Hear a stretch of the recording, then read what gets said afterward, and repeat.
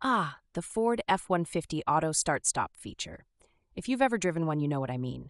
The engine decides to shut off every single time you stop at a light, and then it lurches back on when you move. Supposedly, it saves you fuel, but mostly, it's just weirdly annoying. People complain about this all the time. The hesitation when you try to accelerate, that little bump when the engine kicks back on, and the nagging feeling that maybe, just maybe, the starter will someday have its breakpoint.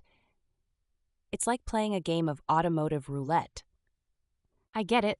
Ford meant well.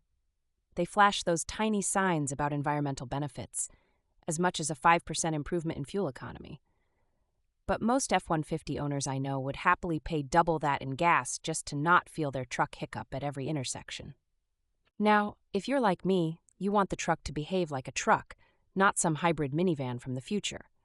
The problem is, even though Ford gives you an off button, the start-stop feature defaults right back to on every time you turn the vehicle off and on.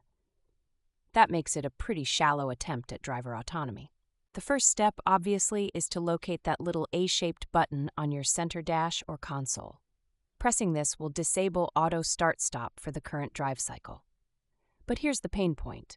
The fix is annoyingly temporary. Restart your truck and it's back on. So what if you want to kill it permanently? That's where it gets interesting. You've got a couple options. One is a plug-and-play device, like the Autostop Eliminator. This thing costs around $80 and installs in less than 15 minutes without any tools. No wire cutting, no warranty voiding. To install the Autostop Eliminator, just pop off the trim around your start-stop switch, unplug the factory connector, and plug in the eliminator. Replace the trim, it's completely reversible.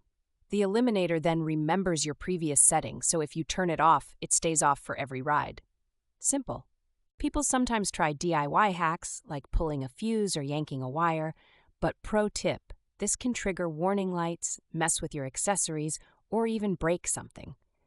Unless you're into electrical roulette, that's not the route I'd recommend for your $40,000 pickup.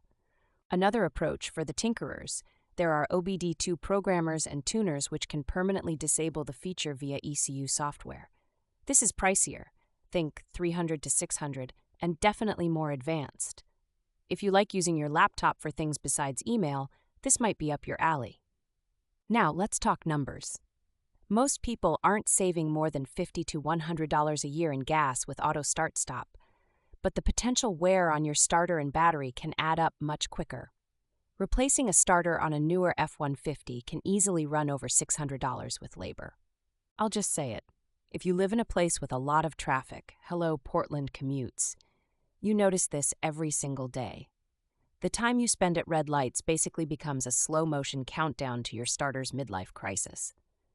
My strong advice? Invest in the Eliminator or similar device.